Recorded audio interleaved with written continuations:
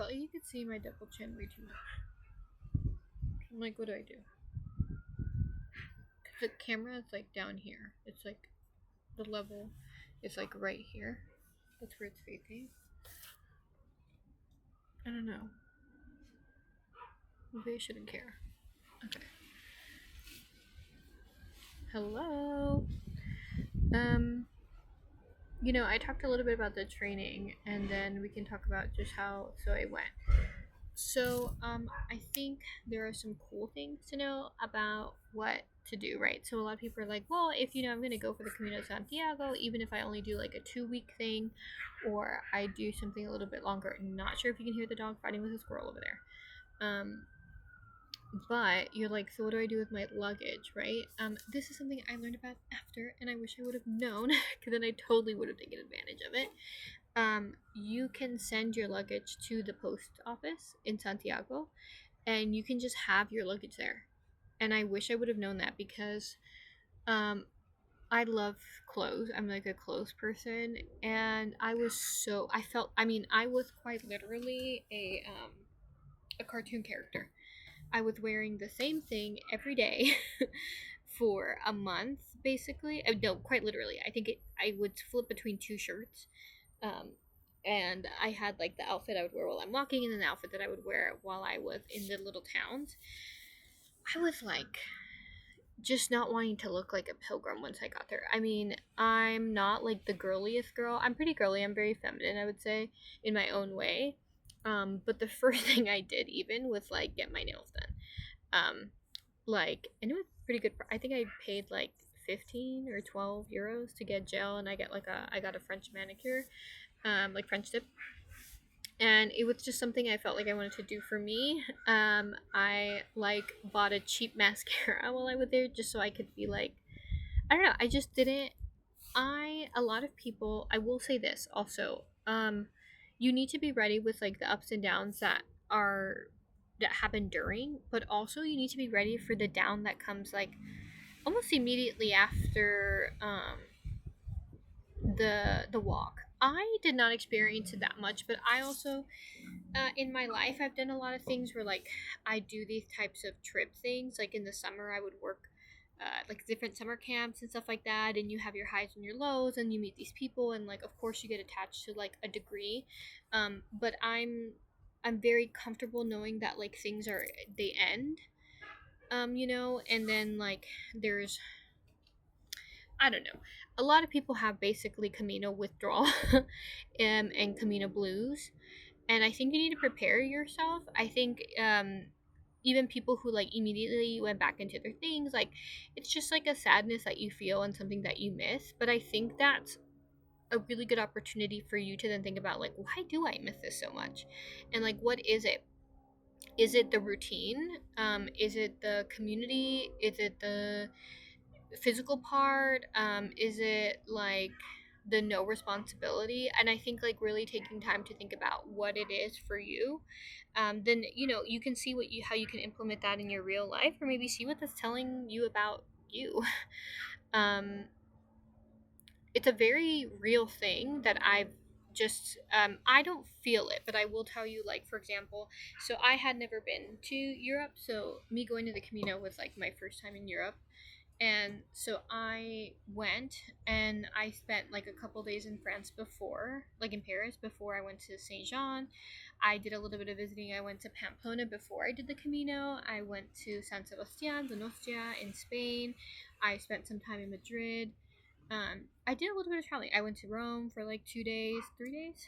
Um, and so I was doing a lot of traveling right after. I wasn't like immediately taken back into my routine.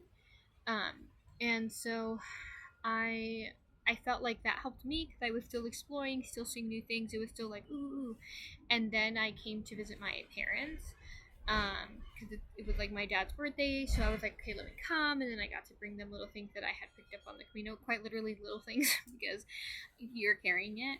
And like, oh, there's another thing. So a lot of people say like, oh, just wait till you get to Santiago, which I agree. And once you get to Santiago, there are so many little like souvenir stores and like things that you can kind of look at, and like opportunities to buy things.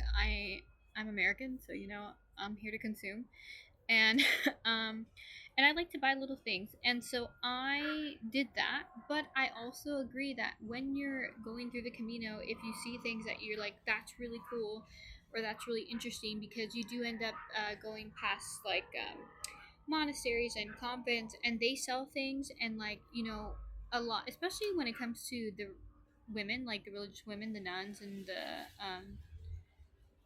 yeah, I guess the religious people who are in the religious life, like the monks and the Carmelitas. A lot of them, the main way that they support themselves is through the selling of their things. So in Sagun, or Sagun, I can't remember the name of the city, but it's a famous one. There's an order of Carmelitas, and so I went and I bought some cookies and from the sisters, and I was like, why not? One, I'll eat a cookie and I can share them along the way, and I quite literally from there until I that day I just shared them because I'm not going to carry it. But it's just a nice way to kind of help them and like give yourself a treat. They also sold balms that I ended up buying and I used for my feet because I lost my Vaseline like literally a day after. So that with I what I used in place of the Vaseline, and it was how it was like they made it there, and it was made from. It was cool. So there are things that you can buy different places. This was also something that I purchased from Rabanal del Camino. There are, I think they're Benedictanos. I can't remember correctly. I can't remember 100%, but like they had their little stores, so I went and got little things there. I picked up little things in different places because the point is not to like go and buy things, but as someone who I like to bring my family with me, I always tell them that like I know that I'm the one who went, but we're all going together. Um, Little things that I think they might like, or just little things that I think anyone might like that I could then eventually give.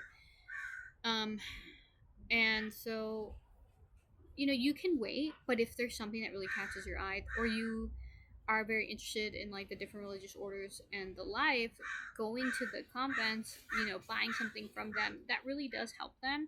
And it's a really cool little gift to have, or even for yourself. I mean, I ended up buying this ring in Santiago. And it has, I don't know how well you can see it, but it has little shells, and I thought it was cute, and it's silver, and it's like they call it like more of a gunmetal silver. And like, so I wear rings all the time. I mean, I walked the whole Camino wearing this ring, and another ring that actually broke. So I have to go get it fixed. But this is the ring I always wear. It's my little Cristo, my little Christ, and it's him on the crucifix. And then I would always wear like another ring that I have that has a rose on there, and I always felt that with Mary. Um, and that ring did not break until after the Camino, so she was with me. She was taking care of me. She just, hard work had to break. And so all that, right? And so you can find little things. I think that there's different, I'm gonna get more into the stories and all that stuff, but those are little things. Random, this is more of a random video that I've just decided to make because I'm in the middle of recording other stuff. But you know you have to, I think the mental preparation is really important. And I think knowing you should have a plan of like things maybe that you want to think about, and then understand that it's not going to be that at all. So for example, I had topics of things that I wanted to like really mull over, and for the most part I kind of went over those, but not in the way that I expected to, right? And actually more, and in a much more in-depth way. And you have to know, because this is an encounter with God, but it's an encounter with you. Like, you can be one of those people who like integrate into a group and walk with them all the time, but please make sure you spend time where you are just quiet and you are just with you and it is just you and God, or just you and whatever you believe in, but for me, just you and God and the creator of the universe, right?